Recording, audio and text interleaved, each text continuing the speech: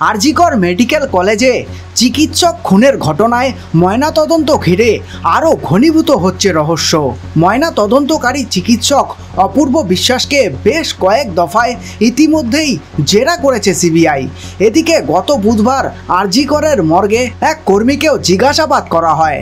Report অনুযায়ী সেই কর্মী ক্লার্ক স্তরের। ময়নাতদন্তের পরের পর্যবেক্ষণ লেখায় ওই কর্মীর গুরুত্বপূর্ণ ভূমিকা ছিল। তাকে অপূর্বের মুখোমুখি বসিয়ে জেরা করা হয়। তাতে নাকি পরস্পর বিরোধী তথ্য উঠে এসেছে। রিপোর্ট অনুযায়ী অপূর্বের আগের বয়ানের সঙ্গে এদিন ওই ক্লার্কের বয়ানের পার্থক্য রয়েছে বলে দাবি করা হচ্ছে আনন্দবাজার পত্রিকার রিপোর্টে। উল্লেখ্য, আরজিকর কাণ্ডে প্রথম থেকেই ময়নাতদন্ত নিয়ে সন্দেহ প্রকাশ করেছিলেন অনেকে। এরই মাঝে কয়েকদিন আগে আনন্দবাজার পত্রিকায় প্রকাশিত রিপোর্টে একের পর এক প্রশ্ন তোলা হয়েছিল ময়নাতদন্তের প্রক্রিয়া নিয়ে। এমনকি দাবি করা হয় তদন্তকারীদের মনেও প্রশ্ন উঠেছে যে জেনে বুঝেই ময়না তদন্তে গাফিলতি করা হয়েছে কিনা। রিপোর্ট অনুযায়ী দুই চিকিৎসক এবং ডোমেদের বয়ানে ময়না তদন্ত নিয়ে বিচলিত সিবিআই আধিকারিকরা। এদিকে ভিডিওগ্রাফি থেকে স্পষ্ট কিছু বোঝা যাচ্ছে না।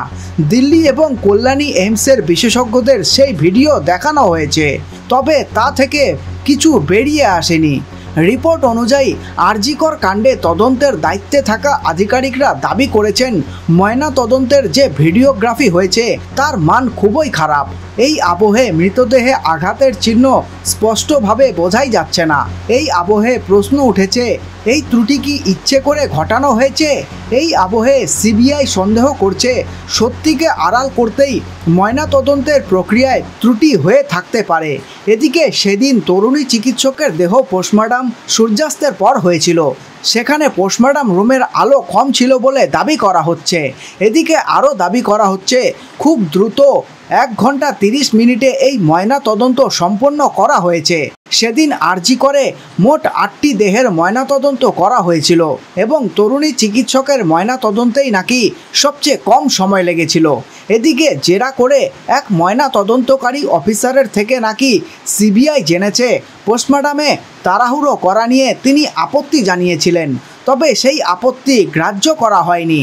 এই খবরটি ভালো লেগে থাকলে লাইক করতে পারেন এবং আপনাদের মূল্যবান সময় দেওয়ার জন্য ধন্যবাদ।